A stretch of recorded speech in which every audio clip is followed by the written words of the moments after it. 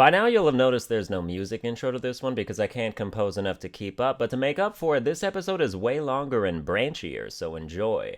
Music isn't dead, but lyrics definitely are. The messages have remained unchanging in songs for centuries. We just went from "you're my one and only" to "ain't no other bitches but you." There's only so many ways to feel about a person, and only so many ways to articulate said feelings. I like instrumentals because they aren't about anything. The people who make them will try and tell you, oh, this is about a terminally ill absentee mother trying to reconnect with her long-lost daughter before she runs out of time. But nah, bitch, it's literally just piano and strings. I've written over 120 of the things, I should know. The point is to assign your own meaning to the music as you listen to it. Adjust it to fit your situation or whatever you're thinking about. By the way, when I say I like instrumentals, I mean mine. Exclusively mine. When I hear others, I just get jealous at how they can record an optimum sound quality while I'm still squeezing headphones together over at my ghetto station. I made a SoundCloud for all my otherwise never to be released instrumentals, by the way. It's called Sonic Encoder, which is the name I've used since I started making them at 16. I'll put the link in the description. You'll recognize some of them from the fake facts intro and outro music if any of you are OG enough to have been around for those. I don't know when you're watching this, but over time I'll add new old stuff, going way back to my 16-year-old composing days. I will make sure the borderline unlistenable roots remembering songs have their own explicitly labeled category. I used to be very unconcerned with consistent tempo and smooth transitions. It was a tumultuous time. I think there should be one acapella group in all of the world. I think the very best acapella group should be world-renowned and famous and sell hella CDs, but nobody else. The best one I've ever heard is actually a Christian group called Rescue, if you can believe that coming from me. They do Christmas songs, and they're undeniably good, whereas when I hear pentatonics, they aren't any better than any high school's top choir elective. If I had known the Gresham High School overtones could have gone on the X Factor and taken America by storm, we'd be recording our second useless Christmas album by now. Acapella isn't like instrument music. You don't have a lot of creative freedom making cover songs when you only have one sound, your voice, to work with. That's why every acapella cover ever created has at least 3 breakdowns in it, because all you can change is the tempo, and try to fool people into thinking the song's a whole new entity thanks to half-speed beatboxing and a few extra la-la-las. I watched the Pentatonics documentary on Netflix, and I could swear I was just backstage at one of my own choir concerts. And then at the end, they're like, yeah, we're working on a Christmas album. Dear God, why? About once every 20 years, a pop artist does a rendition of a Christmas song that is actually quality. Mariah Carey did it in whenever that time period was. Should I look up these things as I'm typing them? All I Want for Christmas Is You, that one. And recently, I actually kind of like the one Ariana Grande did of Santa Tell Me. I don't know the history of Christmas songs, so either of those could be originals and not renditions, but if Santa Tell Me is an original, I'm impressed. I don't listen to music that often in general, but here are the pop artists I like based on what Top 40 is playing during my 2-minute car trips back and forth to my job twice a week. Yes, all pop music is derivative and samey, cool. Now for some opinions that can benefit the people hearing them. I think Lady Gaga is great in American Horror Story. I enjoy her voice, even if I don't think the cowgirl theme of her latest album is going to play very well. By the way, know that these opinions are steeped in no knowledge of the industry or trends or anything whatsoever, so feel free to take them with a factory of salt. I think Lady Gaga is cooler now that she's not a fashionable whack job on stage, so I think the album she does after the cowgirl album will be a big smash. I know Bo Burnham hates Katy Perry because she made a joke about wanting to fuck him when she hosted that YouTube ceremony thing he played at a long-ass time ago, but even though her lyrics are broad as hell, I still think she has one of the better singing voices in the pop world. And if you know not to expect depth when you're listening to her songs, you can find them pretty enjoyable in an empty sort of way, which I think is perfectly acceptable. It's like what I said with movies. You have songs you want to cry at or elevate yourself thinking about the lyrics, and then you have songs you just want to exist in front of brainlessly, and both are just fine. Adele's Hello song is brainless in disguise. It's only a mega hit because she carries it powerfully with her voice, and it works. I don't prefer her, but she's fine. I'm low-key attracted to Ariana Grande. I think it's the cat ears. No. I know it's the cat ears. She's weird because she started out all cute and feline, but now she's like spread eagle next to Nicki Minaj, who, by the way, is not a human woman. She is a Westworld host, plain and simple. After every concert, she goes backstage and deactivates, while her handler sticks it into her lifeless robot body in the back of the limo on the drive home. She's been having visions of her past lives. It's not looking good for the guests. Iggy Azalea is a better rapper than her, but nobody cares about Iggy anymore since her fiancé cheated on her, so Nicki continues to be a thing. This is a bitch that literally put in a Justin Bieber song, I'll have to watch out for Selena, talking about Selena Gomez, just so it would rhyme with Bieber. Selena, I don't know what her deal is, but she just loves recording songs with children.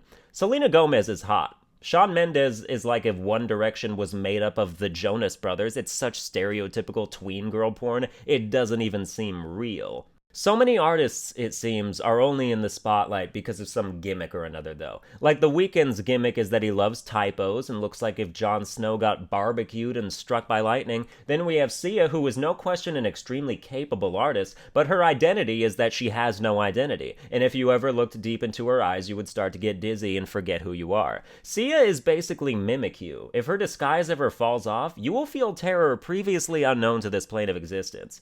Who else do we have? I think Hayley Williams of Paramore fame is wonderful. Justin Timberlake has some of the best, diverse, interesting music behind him whenever he takes the stage. I think Imagine Dragons repackages and resells the same song to us every year and we still lose our minds somehow.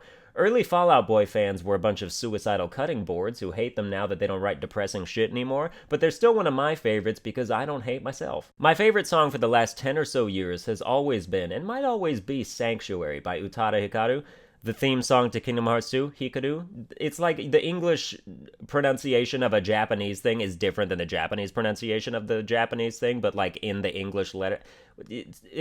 I get it. I can't find the English version on iTunes, which saddens me greatly, but I still downloaded the Japanese one, which is still great to listen to. And my favorite instrumental that isn't one of mine is the Friend A theme from Your Lie in April, the anime that wrought within me the deepest palpable sadness ever affected by such a show.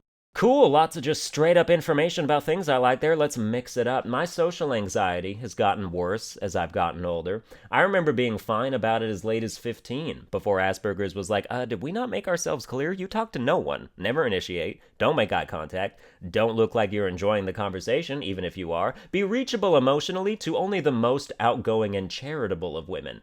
At work, you're supposed to ask someone in the kitchen to make you a free pizza when you want one, and they will. But I have like a 30-second window in those 4.5 hours where I can stomach enough inner confidence to make such a request. So one night I asked and they forgot, and I was like, oh, well, no pizza for me. I'm not going to remind them. Initiating twice in one night? Who do you think I am? My MO for letting girls know that I like them usually consists of doing and saying nothing and then walking away. I can't even smile at a girl without feeling like I have a bloody knife in my hand. One time at Papa Murphy's, a girl smiled at me and my face cracked open, and then she was like, oh, he's a broken vase of a man. I better leave him alone. And I was like, good call, save yourself.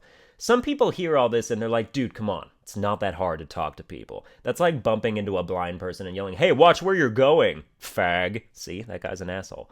Part of my brain doesn't work as intended due to actual medical reasons. You can't just be like, oh, suck it up. It's like when relatives of people with cancer are like, come on, you can beat this. You can fight this. It's not up to him. He's just lying there. And what happens is what happens. It's not like the antibodies are listening to your pep talk like, he's right, charge! Somewhere in medieval times, I laughed to myself about this, somewhere sometime, there was a big battle between two armies, and the general of one of them, before it started, gave the best speech ever to be lost to history. Just the most inspiring war cries of motivation, pumped the shit out of all of his men, and then that army went into battle and got fucking slaughtered. The idea that you could inspire such confidence and then just immediately go out and get wrecked is so hilarious to me. I want to believe so badly that something like that happened. It probably did. There were thousands of battles back then. The point is you can blow smoke up a mouse's ass all day and night, and a cat's still gonna eat it. It fucking figures that like a week after my last episode where I talk about how Snapchat is trying too hard to be more than it should, I see a Yahoo article about how Disney and other people are gonna bring television shows to Snapchat. Or excuse me, my mistake. Snap Incorporated. Snap Inc? Cut the bullshit. You're not Acme from Looney Tunes. You can put an Inc next to your name when you make anvils, explosives, and catapults. Snapchat TV. That's bonkers. That's like Domino's Pizza opening a law firm. Stop expanding. Stop making takeover plays. Snapchat is for nudes and cats. Nudes and cats, Snapchat. A Snapchat original series is literally a cry for help. SOS. Snapchat original series. SOS. Save us from ourselves. What now? Is BuzzFeed going to get its own TV channel? Is Google going to start selling tacos? Companies should not all try to be jack-of-all-trades conglomerates. Does everything have to be a global initiative nowadays? Seriously, who the hell is going to watch Snapchat TV? Who's going to watch it?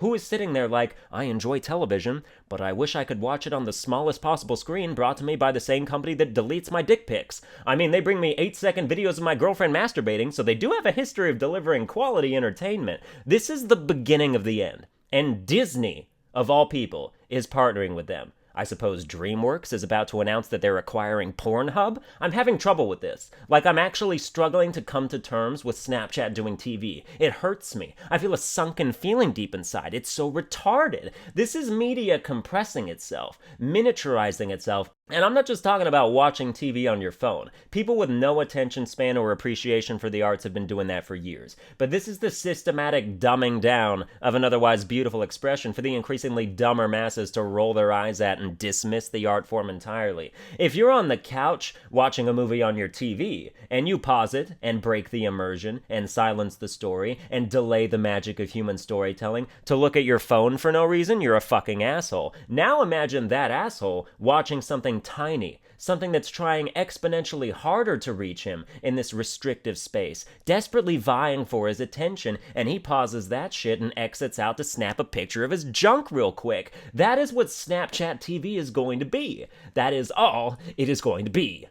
Well, that's going to do it for this episode. I hope you enjoyed it. If you did, you can like, share, and subscribe, and I'll see you guys next time.